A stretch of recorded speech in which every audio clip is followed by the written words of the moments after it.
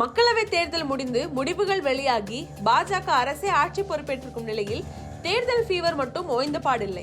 குறிப்பாக தனி மெஜாரிட்டியாக அதிகாரம் செலுத்தி வந்த பாஜக அரசு இம்முறை கூட்டணி கட்சிகளின் ஆதரவோடு ஆட்சி அமைக்கும் நிலைமைக்கு தள்ளப்பட்டிருப்பது 10 ஆண்டுகளுக்கு பிறகு காங்கிரசுக்கு கிடைத்திருக்கும் எதிர்க்கட்சி அந்தஸ்து என்று இந்த தேர்தலுடைய டேக் அவேகள் பல. இந்த வரிசையில் இன்றும் பேசப்பட்டு தொடர்ந்து விவாத பொருளாக மாறுவது உத்தரப்பிரதேசத்தில் பாஜக சந்தித்திருக்கும் வீழ்ச்சி. 2014 71 தொகுதிகளில் வெற்றி, 2019 62 தொகுதிகளில் வெற்றி, 2028 சட்டமன்ற தேர்தலில் பெரும் வெற்றி என்று எதிர்க்கட்சிகளை ஓரங்கட்டிவிட்டு தனிக்காட்டு ராஜாவாக உத்தரப்பிரதேசத்தை ஆண்டு வந்தது பாஜக. இம்முறையும் அதே போல வெற்றி உத்தரப்பிரதேசத்தில் தங்களுக்கு கிடைக்கும் என்று எதிர்பார்த்து காத்திருந்த பாஜகவிற்கு பேரிடியாக வந்து இறங்கியது தேர்தல் முடிவுகள். கடந்த தேர்தலில் 62 இடங்களில் வென்றிருந்த பாஜக இம்முறை 33 இடங்களில் தான் வென்றிருக்காங்க. அதே நேரம் இந்தியா கூட்டணியில போட்டியிட்ட சமாஜ்வாதி கட்சி கடந்த தேர்தலில் 5 இடங்களை வென்றிருந்த போதிலும் இம்முறை மிகப்பெரிய கம்பேக்காக 37 இடங்களில் வென்றிருக்கு. அதே போல காங்கிரசும் ஒரு தொகுதியிலிருந்து இம்முறை 6 தொகுதி வரை வென்று காட்டியிருக்கிறது. இதெல்லாம் ஒரு பக்கம் இருக்க, உத்தரப்பிரதேசத்தில் அவுட் ஆஃப் த கேமாக கடந்த தேர்தலில் 10 இடங்களில் வென்றிருந்த பகுஜன் சமாஜ் கட்சி இம்முறை ஒரு தொகுதியிலும் வெற்றி பெறவில்லை. கடந்த தேர்தலில் தங்களுக்கு கை கொடுத்த பல மாநிலங்கள் இம்முறை காலைவாரி இருந்தாலும் பாஜக உத்தரப்பிரதேச முடிவுகளால் மிகவும் அதிர்ச்சி அடைந்தனர் என்றே சொல்லப்படுகிறது. மக்களவையாக இருந்தாலும் சரி, சட்டமன்றமாக இருந்தாலும் சரி, அதிகமான எம்பிக்களையும் எம்எல்ஏக்களையும் கொண்டுள்ள ஒரு மாநிலம் தங்கள் கையை விட்டு நழுவுவதை விரும்பவில்லை பாஜக.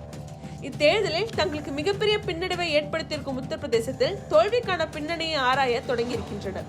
அதற்காக பாஜக தலைமை 40 டீம்களை அமைத்திருக்கின்றனர். இதில் ஒவ்வொரு டீமுக்கும் 2 பேர் நியமிக்கப்பட்டுள்ளனர். இந்த அணிகள் தனித்தனியாக பிரிந்து 2 மக்களவை தொகுதிகளில் நேரடியாக விசிட் செய்து எதனால் பாஜகவிற்கு வீழ்ச்சி ஏற்பட்டது என்பதை களத்துக்கு சென்று கண்டுபிடித்திருக்கின்றனர். இதுவரை கிடைத்திருக்கும் பல தகவல்கள் தலைமைக்கு அதிர்ச்சியையும் ஆச்சரியத்தையும் ஏற்படுத்தியதாக தெரிய வருகிறது. குறிப்பாக சஹரன்பூர் மற்றும் அயோத்தியை உள்ளடக்கிய ஃபைசாபாத் தொகுதிகளில் வேட்பாளர்கள், கட்சி தொண்டர்கள் மற்றும் மக்களவை தொகுதியை உள்ளடக்கிய சட்டமன்ற தொகுதிகளின் எம்எல்ஏக்கள் இப்படி கட்சியில் தேர்தல் வேலைகளை பார்க்க வேண்டிய அனைவரிடமும் உட்கட்சி பூசல்கள் பூதாகரமாக வெடித்ததே தேர்தலில் பாஜகவின் பின்னடைவுக்கு முக்கிய காரணங்கள் என இந்த அணிகள் தலைமைக்கு ரிப்போர்ட் அனுப்பியிருக்கின்றன. குறிப்பாக 2014ஆம் ஆண்டிலிருந்து பாஜகவிற்கு ஆதரவு அளித்து வந்த 8% யாதவர் அல்லாதவர் வாக்குகளையும் இத்தேர்தலில் இழந்திருக்கிறது பாஜக. சஹரன்பூர் தொகுதியில் பாஜக வேட்பாளர் ராகவ் லக்கன்பால் யோகி தலைமையிலான அமைச்சரவையில் ஒரு அமைச்சர் தான் தனக்கு ஒத்துழைப்பு தராததால் தான் தோல்வியுற்றதாக சொல்லியிருக்கார். இதே போலதான் மற்ற வேட்பாளர்களும் மாநிலத்தின் அமைச்சர்கள் மற்றும் எம்எல்ஏக்கள் தங்களுக்கு ஆதரவு கொடுக்காததாக புகார் சொல்லி இருக்காங்க. சொல்லி வைத்தது போல் அனைத்து வேட்பாளர்களும் சொல்வதும் ஒன்றுதான்.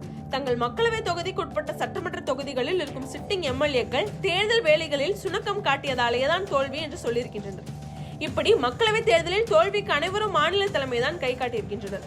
ஏற்கனவே மோடி, அமித்ஷா, யோகி ஆதித்யனை ஓரங்கட்டுவதாகவும் செய்திகள் வலம் வந்த நிலையில் இப்பொழுது கிடைத்திருக்கும் இந்த ரிப்போர்ட் கட்சியின் மாநில தலைமைக்கும் மத்திய தலைமைக்கும் ஏற்பட்ட விரிசல்களுக்கான சான்று என்று இப்பொழுது சொல்லப்படுகிறது.